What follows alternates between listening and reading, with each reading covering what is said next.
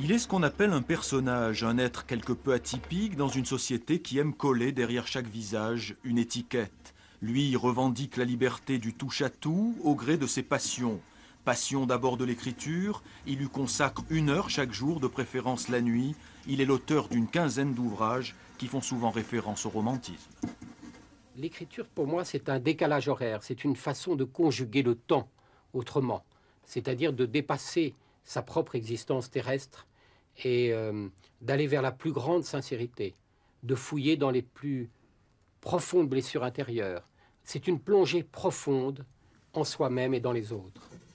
Il aime l'image du rebelle, fier de ses grands-parents, morts en déportation. Il défend dans l'idée du romantisme, celle de la liberté. Lutte contre le conformisme bourgeois du post-68 art qui crée le mouvement des nouveaux romantiques, ou encore liberté d'expression avec la défense des radios libres.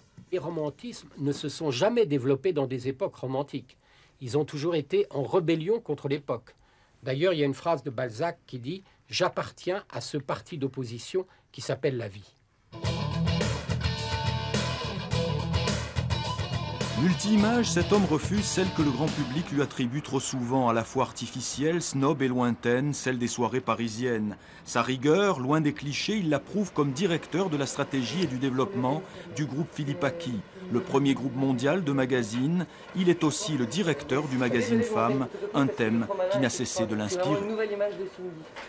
Pour moi, la femme, c'est essentiel. Je crois l'avoir prouvé en publiant un livre qui s'appelle Les égéries russes.